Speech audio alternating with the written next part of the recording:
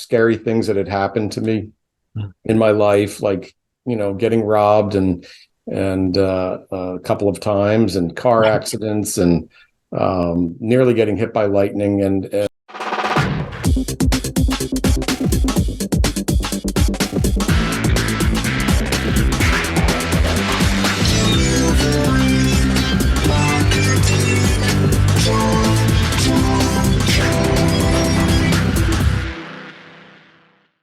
Hey there, and welcome to a brand new episode of Delivering Marketing Joy. I am your host, Kirby Hassman, and joining me today is a brand new rock star to the show. He is the marketing director at Tal Specialties. He's also the author of a really, really cool and funny book called Murmurings.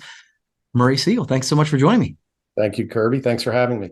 Absolutely. So, obviously we're in the same industry and we know a ton of the same people, but this is the first time we're getting a chance to really dive and talk into this. So I wanted to ask about the book. Why did you decide to write your book, and how has the response been?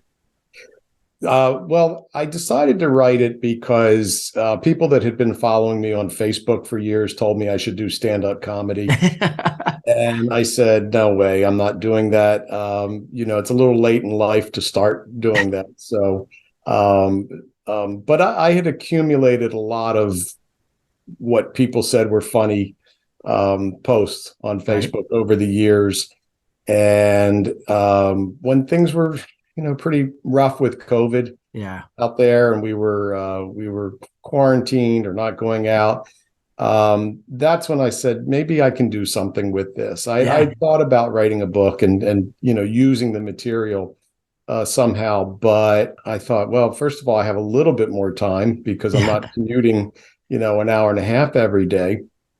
And secondly, I just thought, people need a laugh. They need something now. And so, essentially I took the memes, I call them, that I had written and downloaded them from Facebook. And then I added illustrations to enhance them. But I also wrote short stories, 9 short stories to go along with them. And that's the subtitle of the book, Funny Tales of Terror and Other Desperate Cries for Help. And those are all stories of scary things that had happened to me in my life, like, getting robbed and a couple of times, and car accidents, and nearly getting hit by lightning. But I put I tried to put a funny twist on them, make them fun stories. So again, it's a presentation, during probably the darkest time in our country's history, certainly one of them. And the goal was to just lift people up, make them laugh.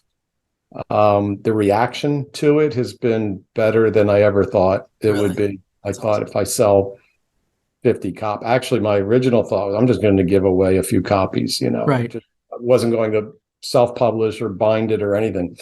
And the response has been good. And I think one of the most gratifying things to me was when people said things like, it's kind of sad, but they said, my one of my parents just died, or they're sick, or I was going through something, and I read your book, and it was an alternative to the sad reality of what was going on, and it lifted me up. So, and I got quite a few messages like that, and it really.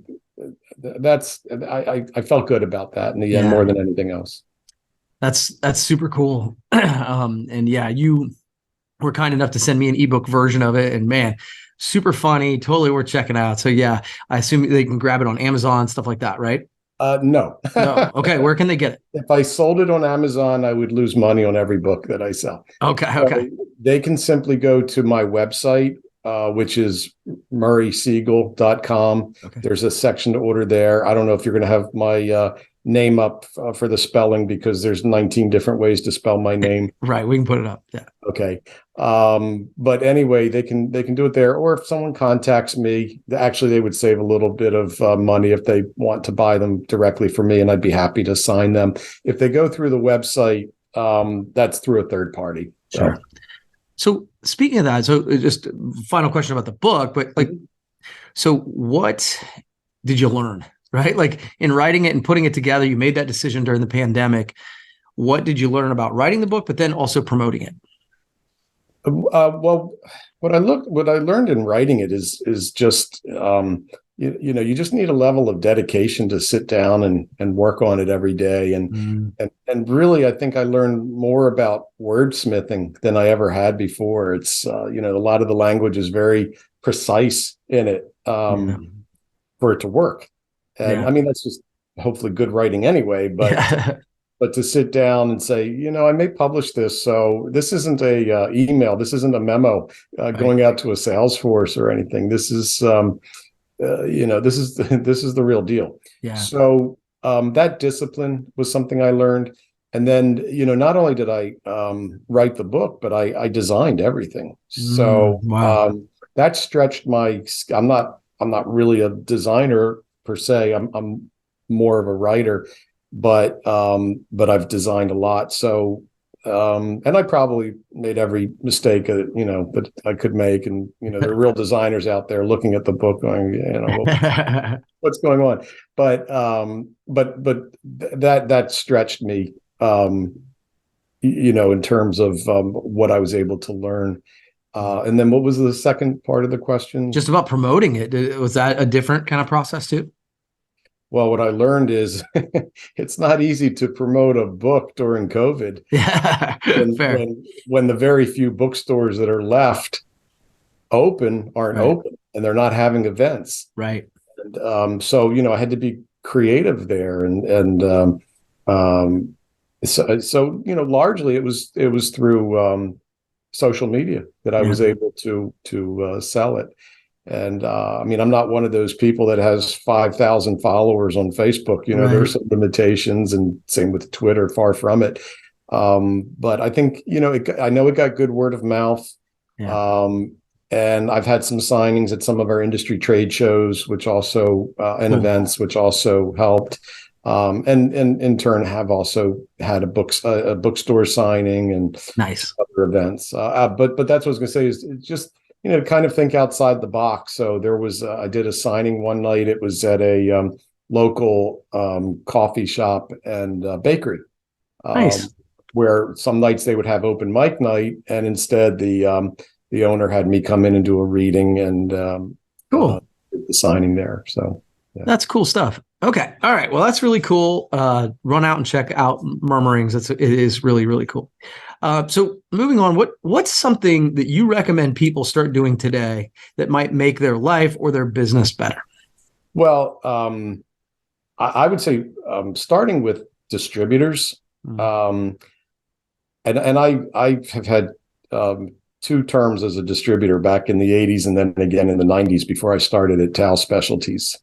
But anyway, I think what a good distributor can do and should do is build their own case histories. So when they go to a sales call, they have something to present, and they're not always going to be spot on to the challenge of the client that they're meeting with. But I think that if they have a catalog, so to speak, of some of their success stories, Sure. and they can pull them on an as needed basis, depending on the situation. To me, first of all, it's very professional to be able to do that, as opposed to just walking in and having maybe at times an awkward discussion. Because if you can say, not only do I have this case history that pertains to you, but here it is if you would like to read it or Right. hold on. And by the same token, also, if there's an opportunity to submit various promotions to the Golden Pyramids or any, local, anything like that, build up those credentials. It's worth the effort, because again, it gives you a competitive edge, and it gives you an opportunity to walk into a meeting and say, that you are with a company, either you're with a company or you personally oversaw a campaign that was recognized to that degree. I think that the other thing is, I think COVID taught us not to take anything for granted. And I mean, when I was in Vegas in January, I was thinking about this, and we were out with a group for dinner one night, and I thought back to 2020 when we were all doing what we were doing. We were out for dinner and having fun, and we just didn't know what was coming our way. Right. We couldn't imagine it. I mean, even when they told us it was coming our way, we couldn't imagine it. And I think that, we learned that everything can change in a blink. Yeah. So I think that, when you ask, what can you do to make your business better? I think it's to do what you can to thrive, of course, but also to think about, well, what do I do if this happens again? Or what do I do if there is some kind of a shutdown? And just to have a plan in place. And, as they say, plan for the best, prepare for the worst, or maybe it's the other way around. Whatever. No, I like it. I like it, man. Okay, cool. So this is good stuff. Final question for you. Mm-hmm. What is a piece of advice that you hear all the time? You want any? I'm good. Thank you. Okay. I appreciate it. I'm driving. I thought it would be kind of cool. Like I could then mail you this glass and fill it up, and then make it look. You could do your editing thing, and we could make it look like. Next time. Yeah, next time. So what's a piece of advice you hear all the time that you think is wrong? Don't talk to strangers. I mean,